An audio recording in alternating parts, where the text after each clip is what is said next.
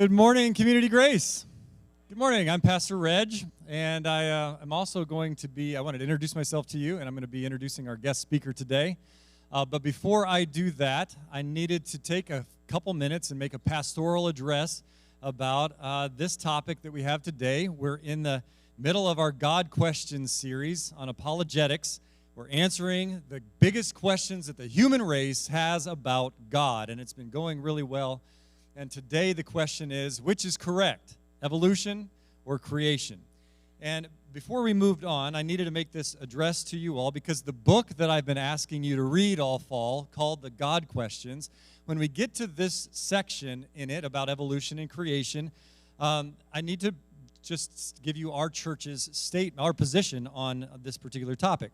Because I remember, I've told you before that my previous church in Washington State went through this material in 2017, and it was great, and I couldn't wait to bring it back this fall. But it was a first edition of the book back then in 2017, written by Hal Seed, a great guy, and it's a very strong book. There's a new edition now that is what we've been reading this year. They added a co-author, Dan Greider. I'm sure he's a great guy. I haven't met him. But they have changed their position in this particular question, and I needed to address that. In the original book, we addressed this even back then in 2017. The position they took about creation evolution is that, first of all, atheistic evolution is not true, and we can demonstrate that very thoroughly. But because there was only one Hebrew word for the word day, that is the word yom, that could mean a 24-hour literal day, or it could mean an era. Let me just stop and read the first 5 verses of the Bible. Okay, this is the Word of God. In the beginning, God created the heavens and the earth. The earth was without form and void, and darkness was over the face of the deep, and the Spirit of God was hovering over the face of the waters. And God said, "Let there be light," and there was light. And God saw that the light was good. And he separated the light from the darkness. God called the light day, and the darkness he called night. And there was evening, and there was morning, the first day. Now, there's that word day. And, okay, so Hal Seed presents that it could either mean a 24-hour period or it could mean an era. But let's not fight about it inside the church. And while I certainly agree with that, let's not fight about it. This is an important topic. And I bring it up now because in the second edition, this new edition of the book, the authors take an official position on theistic evolution. That is, that God created the Big Bang and then used the process of evolution to develop everything else. That's a system, a process of chaos and death. And I believe that Jesus and the New Testament explicitly teach that Adam and Eve were literal people, and that sin and death entered the world not through a course of billions of years, but through the act of one man.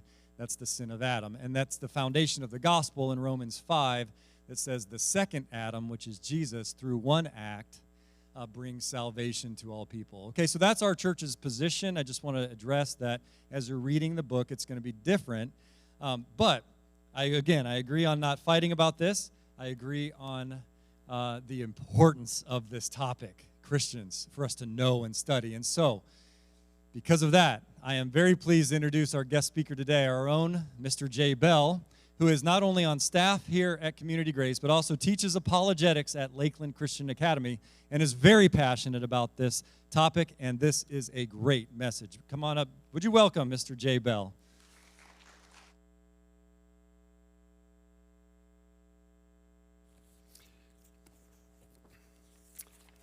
If you don't have notes, you're going to need notes, especially when we start doing some math problems. Math, this is church. So, raise your hands, you're going to need your notes.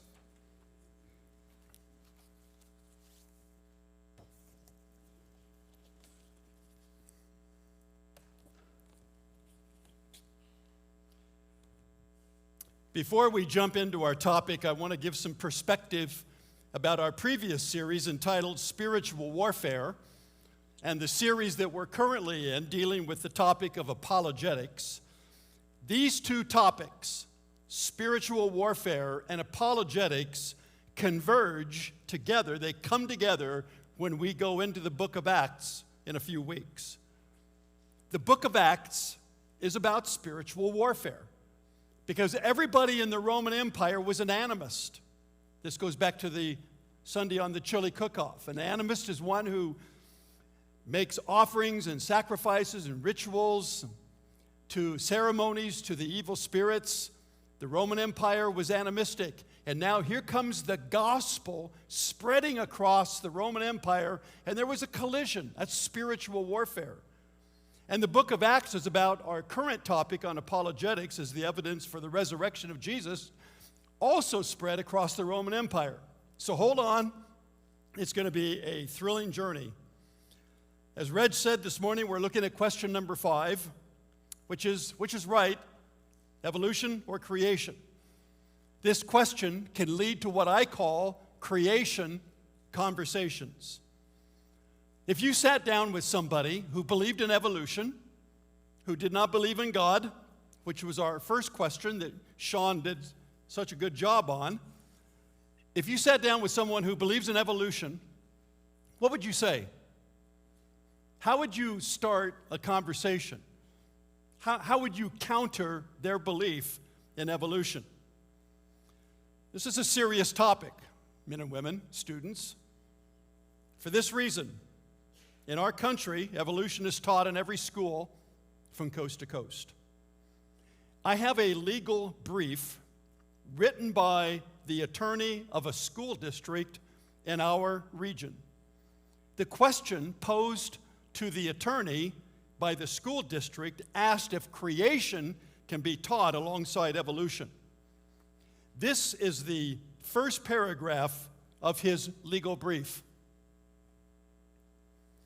The teaching of evolution and/or creationism in public schools has caused controversy since Charles Darwin published his On the Origin of Species in 1859. The issue has been litigated repeatedly over the last century, perhaps most famously in the state of Tennessee versus John Thomas Scopes, commonly referred to as the Scopes monkey trial in 1925. That was 100 years ago.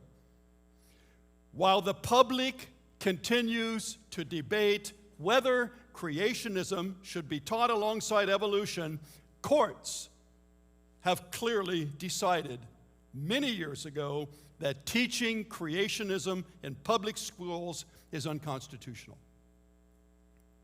That's where we're at.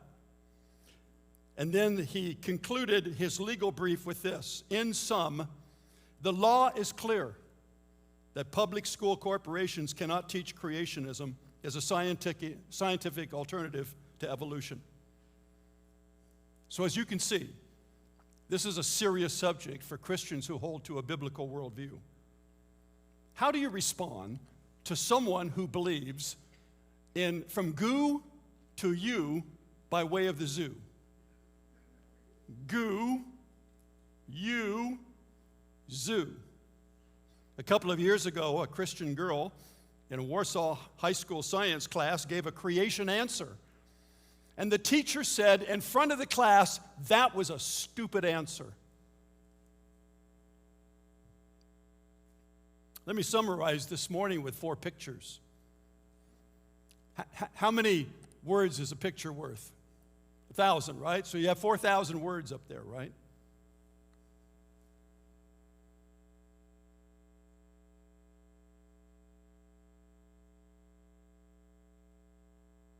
Let's begin our journey by taking our Bibles or devices and turning to Romans chapter 1. As you can see on your notes, there are 4 main points. Number 1, God's revelation.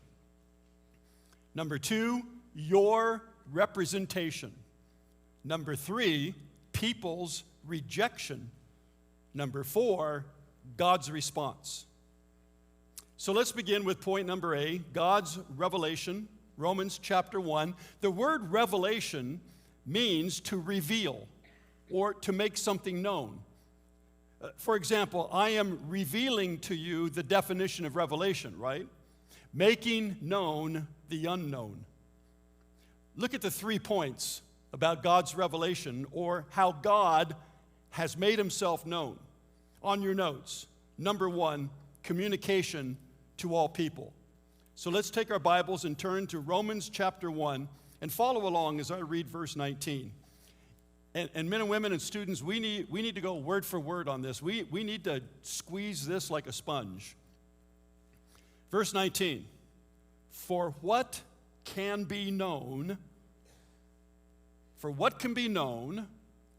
about God is plain to them because God has shown it to them.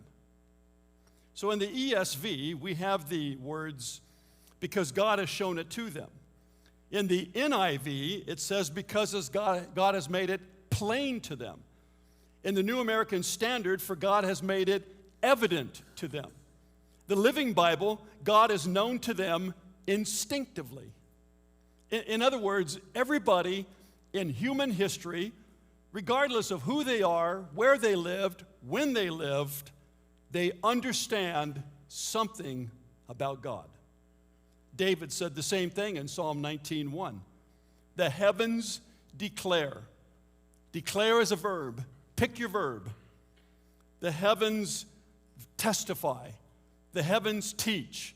The heavens tell. The heavens shout. The heavens scream the glory of God. The skies proclaim, this is figurative language, the work of his hands. Everybody who has the ability to see has seen the glory of God. Everybody. Let's go to the second point, and that is the contradiction within the verse. Let's go back to Romans chapter 1 and follow along as I read verse 20. Word for word. For his invisible attributes, that is, namely his eternal power and divine nature, have been clearly perceived ever since the creation of the world. From the very beginning, Genesis 1:1, in the beginning, John 1:1, in the beginning, God's invisible attributes, that is, his eternal power and divine nature, have been clearly perceived, or the NIV says clearly seen. Now, I want you to zero in on the words invisible and the word clearly perceived or clearly seen. What is the contradiction?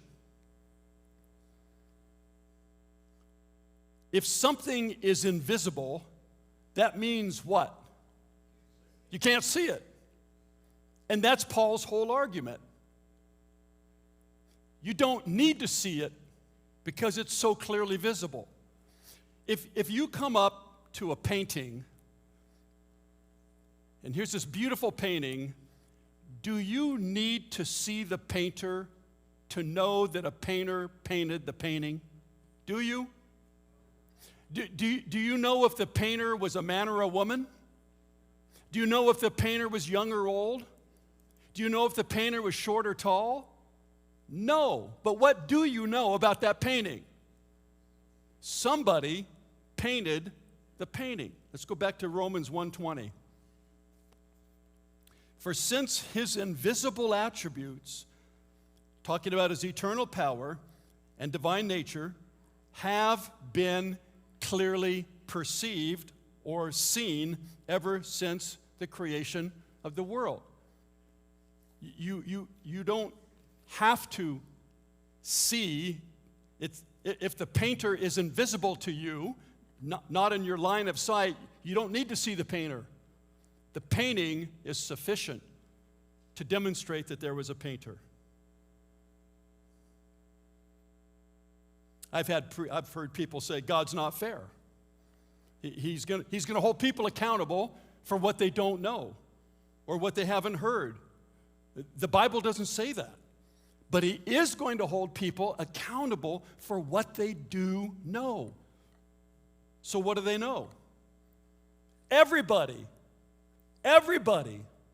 in human history knows about creation and a creator.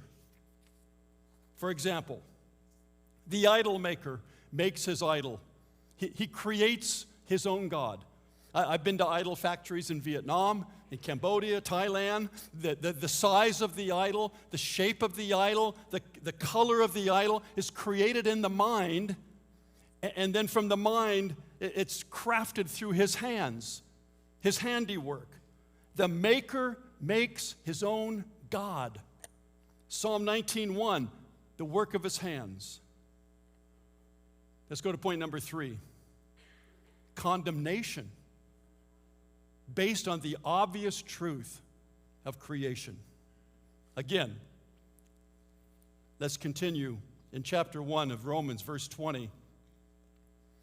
For since his invisible attributes, namely his eternal power and divine nature, have been clearly perceived, clearly seen, ever since the creation of the world, in the things that have been made. In the things that have been made. If you see a building, you know that there was a what? A builder. And then verse 20 concludes, so that they are without excuse. The serious stuff. What Paul is saying in Romans 1:20 is graspable. You can grasp it with your mind. I'm not even sure if there's such a word as graspable. But it's so easily understood that nobody can give the excuse, I didn't understand.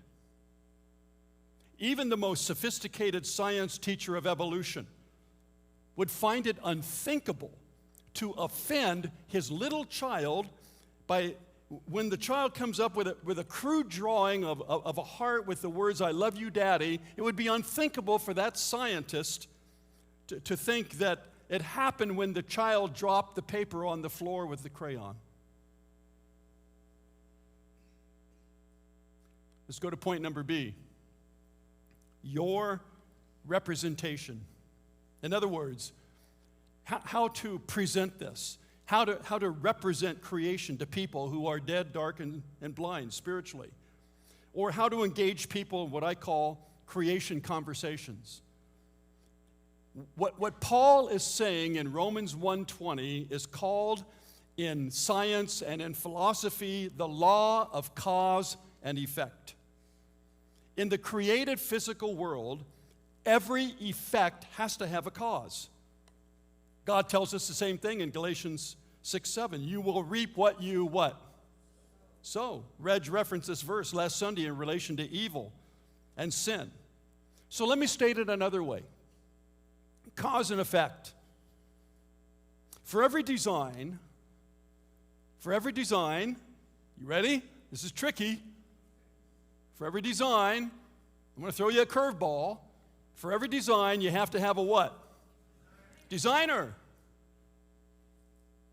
For every building, you need a what? A builder. For every painting, you need a what? A painter. For every verse of poetry, you need what? A poet. For every plan, you need a what? A planner. For anything made, you need a mater. A mater. Made, mater, made, maker, right? This is the truth. You can't lose this argument. In 1776, there was a young man at 33 years of age named Tom. Remember him?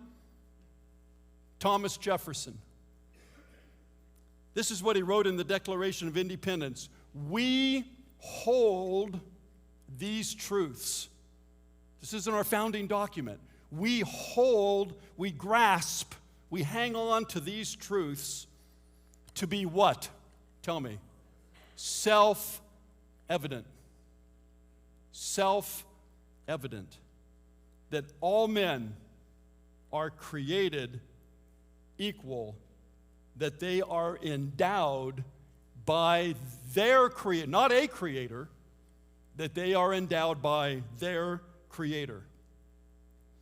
At Warsaw High School, there is a contradiction between what is studied in the history class, creation in the Declaration of Independence, and evolution in a biology class. We need to do a shout out to the teachers in our church. You are in a serious and strategic mission field. Now, we need to learn how to take this truth and bridge it into the lives of those who are dead, dark, and blind.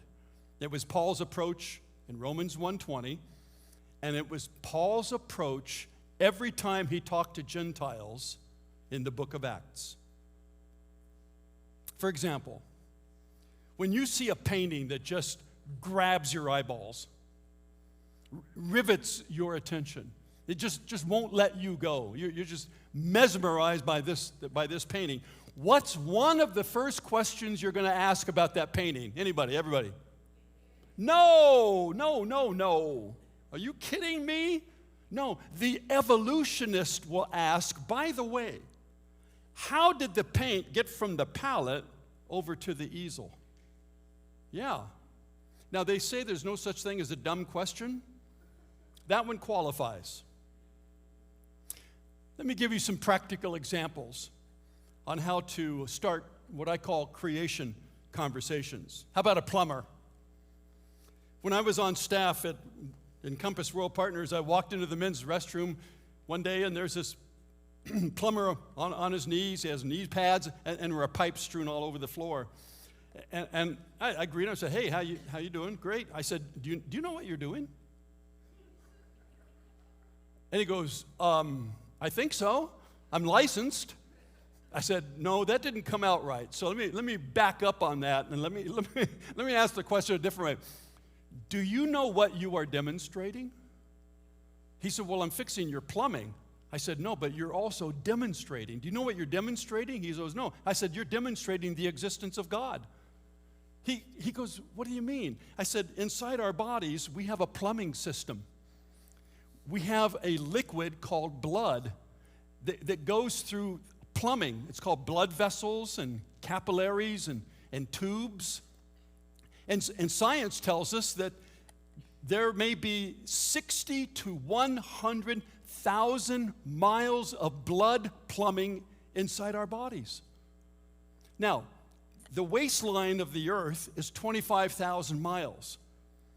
That means that if you took your blood plumbing, all your tubing, and laid it out like a garden hose, it would go one time around the earth.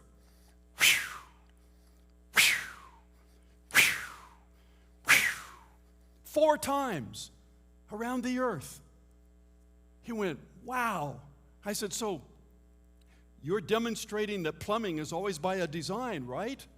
He goes, "Yeah." I said, "Plumbing is always by a design." I said, "So something went wrong with the design and you're here to fix it?" He said, "Yeah." I said, "You're a very popular person." How about a copy machine repairman? I walked into the copy room at Lakeland Christian Academy, and I'm telling you, there were parts strewn all over the floor. And I looked at the guy, and I said, "Wow."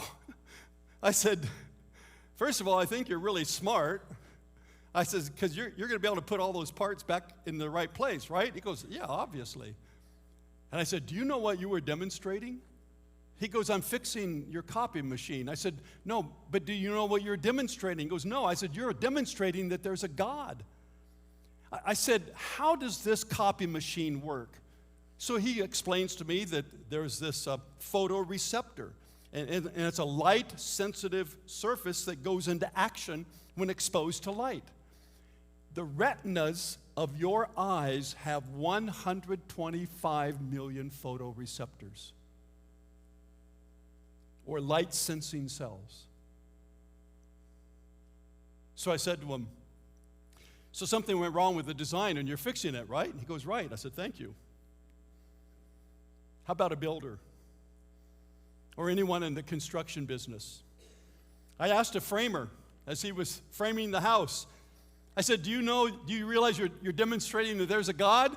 He goes, "What do you mean? I'm building a house." I said, "Well, you're framing the house, right?" He says, "Yeah." I said, "But wood, 2x4, right?" He goes, "Right." I said, our bodies have also been framed, not with 2x4s, but with bones. There are 206 bones in the human body. More than half of these are in the hands and the feet. I said, so you are demonstrating that for every frame, you got to have a what? A framer. Whether bones or boards. A frame needs a framer. This is serious stuff, men and women. This was laughed at in a Warsaw high school science class. How about Mount Rushmore? Was Mount Rushmore sculptured by erosion through time and rain, wind and rain, or maybe blasted by a sandstorm? Look at that picture. You can see the backside of Mount Rushmore with George's nose sticking up into the blue sky, right? That's what the front side looked like before it was sandblasted by wind or sculptured by an artist.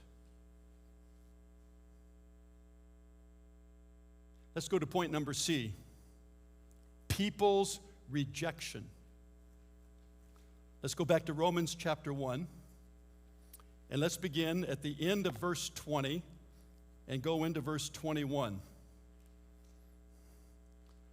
So they are without excuse. For although they knew God, men and women, everybody knows every design needs a designer. For though they knew God, here's the deal. They did not honor him as God. They did not want a God over them. They did not want authority over them. They did not want 10 commandments. For although they knew God, they did not honor him as God or give thanks to him, but they became futile in their thinking, and their foolish hearts were darkened. Why are people without excuse? For the same reason, when someone asks how the paint got from the palette to the easel, you answer an artist or a painter, and the evolutionist says there's no such thing as an artist. The evolutionist is denying truth, and God holds them accountable for denying that which is so obvious. Let's go to our last point. God's response. Once again, Romans chapter 1, verse 22. This is tough love. This is speaking the truth in love. Verse 22. Claiming to be wise.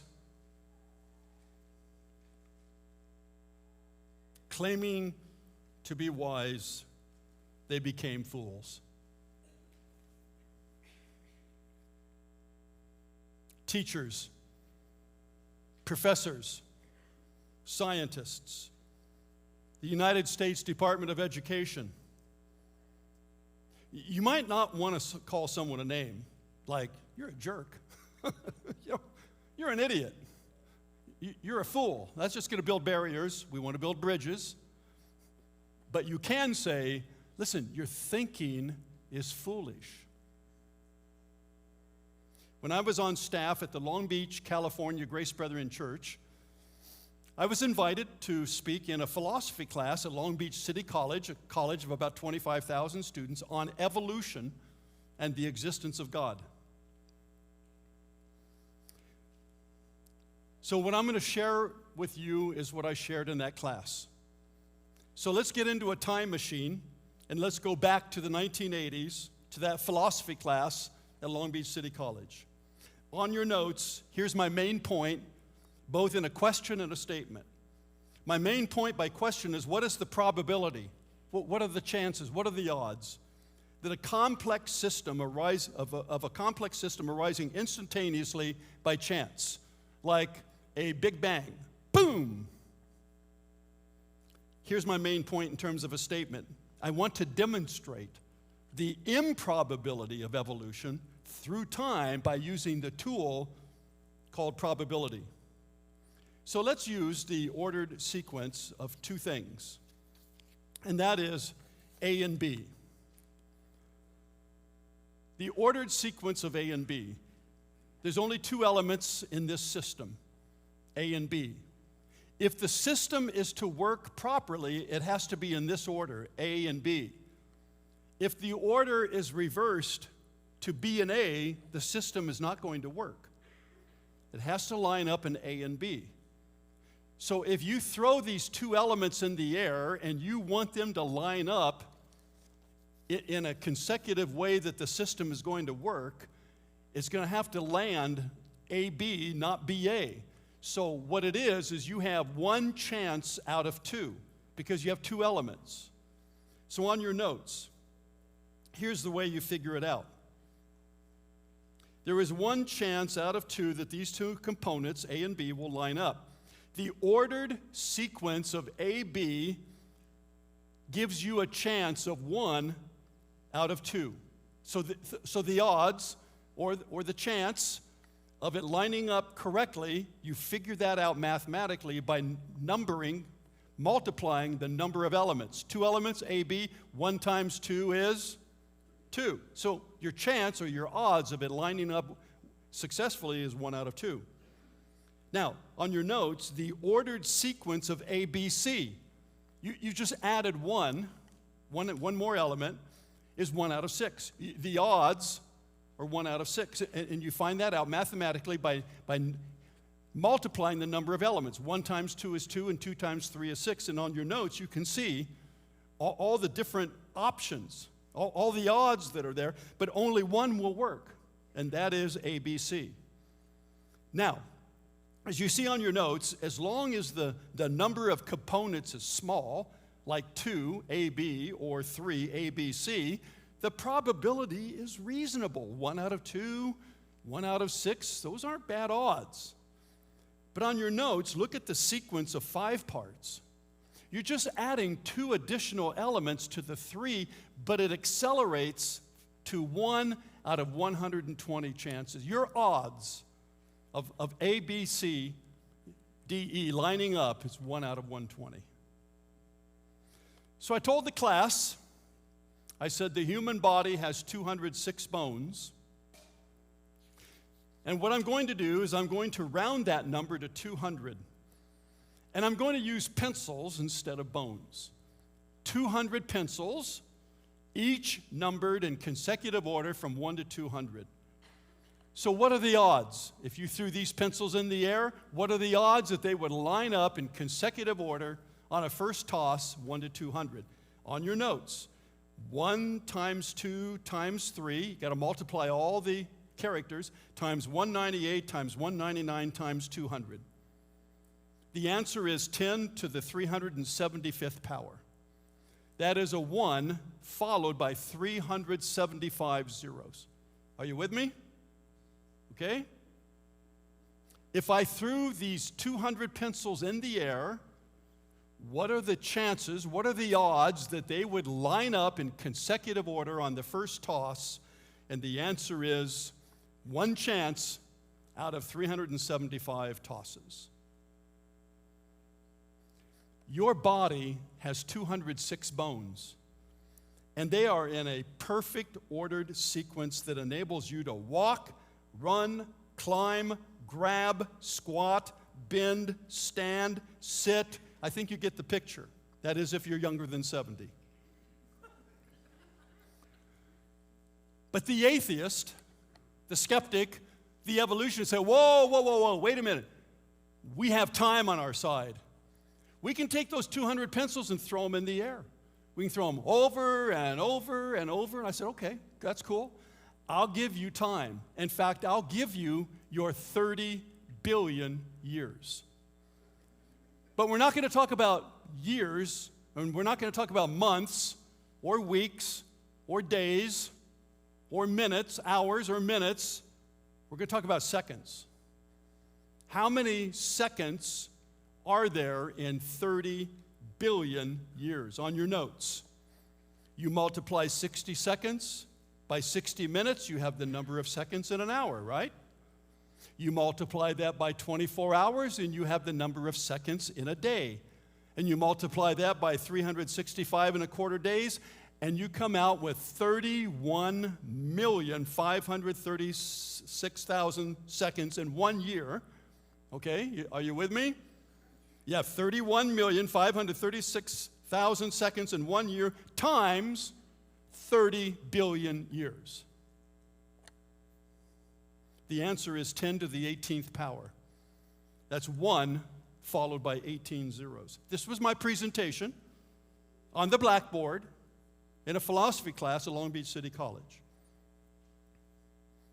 So you take the chance, you take the odds of 200 pencils lining up in consecutive order, 1 to 200, 10 to the 375th power, and you subtract the number of tosses every second.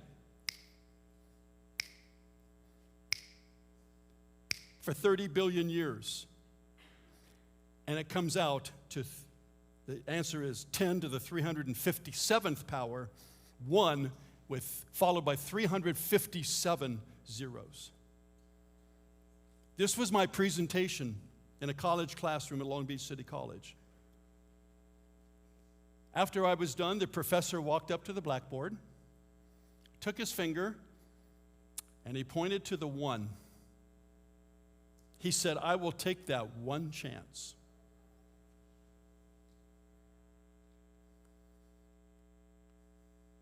The class was stunned. I said, sir, you're going to take the one chance out of 357 zeros? You want to put your faith in 357 zeros? One chance out of 357 zeros? You've just run out of time. What was I supposed to do now? What was I supposed to say? Let me hit the pause button here for a minute and give you 3 more statistics in order to do a deep dive into this perspective. Number 1 statistic.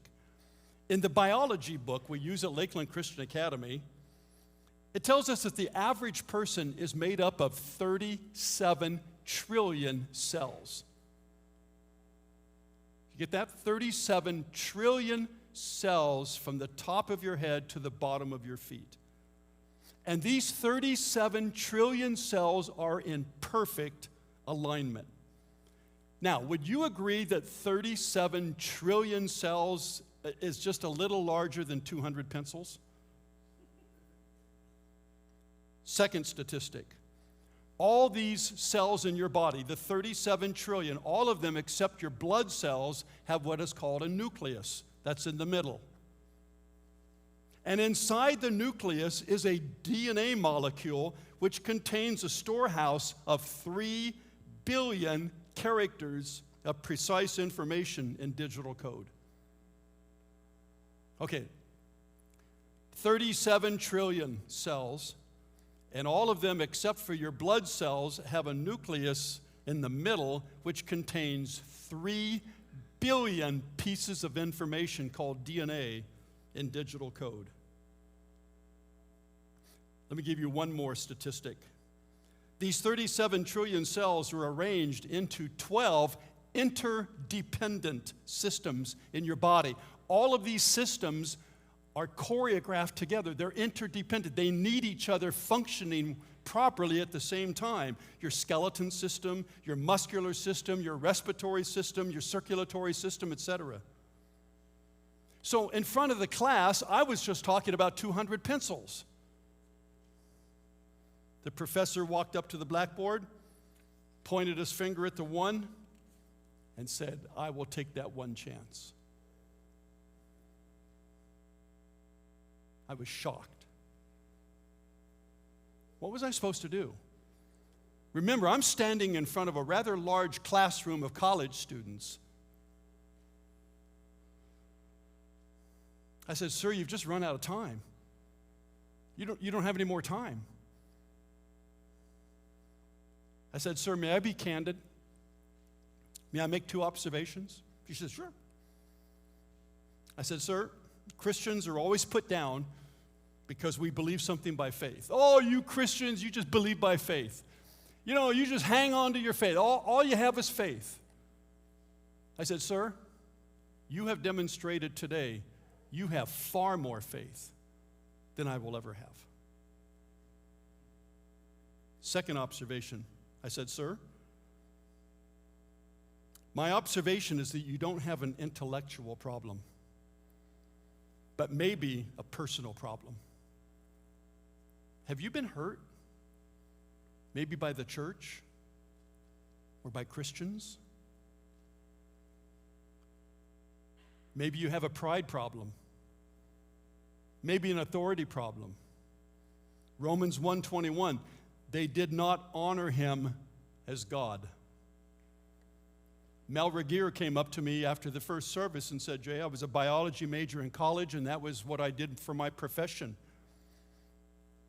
He said the numbers are staggering. He said, do you want to know why scientists believe in evolution? Because they don't want someone over them telling them what to do. It always comes back to authority, doesn't it? They did not honor him as God. There are times when you have to speak the truth, because it's truth, but in love. Okay, next steps on your notes. Don't stand down when talking to an atheist or an evolutionist or a skeptic. Number 2, stand up. But you have to do it with patience, kindness, gentleness, compassion.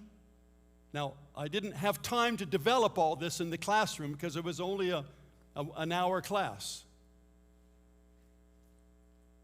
Number 3, if the conversation becomes belligerent, which many times on this topic it will, loud or heated, stop the emotions with one question. Do you believe that every design has to have a designer?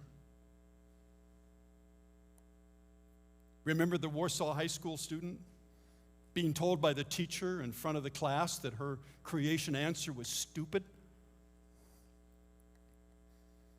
The girl could have raised her hand and said, sir, he called on her, may I ask a question? Of course, yes. Sir, do you believe that for every design, you have to have a designer? For every building, you need a builder? For every painting, you need a painter? For every verse of poetry, you need a poet? For every plan, you need a planner? For anything made, you need a mater?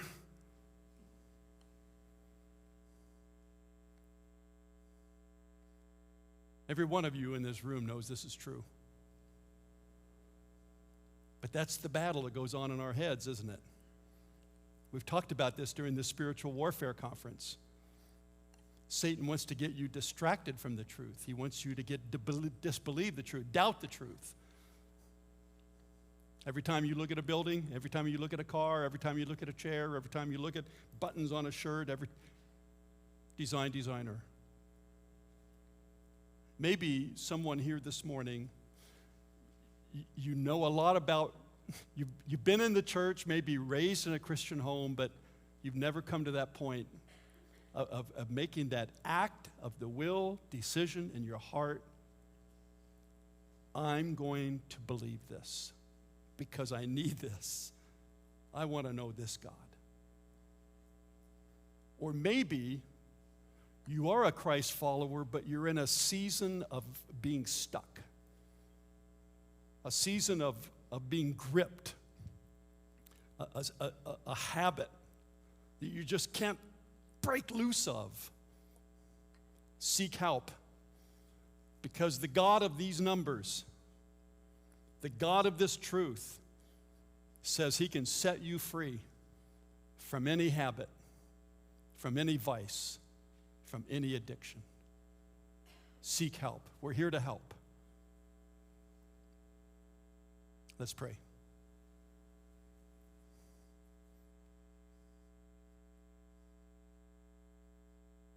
Lord, I hate evolution. Evolution always precedes communism. Whether it's Mao Zedong, whomever, of China, the Castros of Cuba, Ho Chi Minh of Vietnam, Stalin. Evolution is the foundation that Marxism sits on. What a lie. Lord, if there are any here who need to make tough, strong decisions, maybe to forgive, because the grip of pain and the grip of anger, the grip of bitterness, Lord, through your Holy Spirit, meet us where we are. And it's in your name I pray, Lord Jesus. Amen.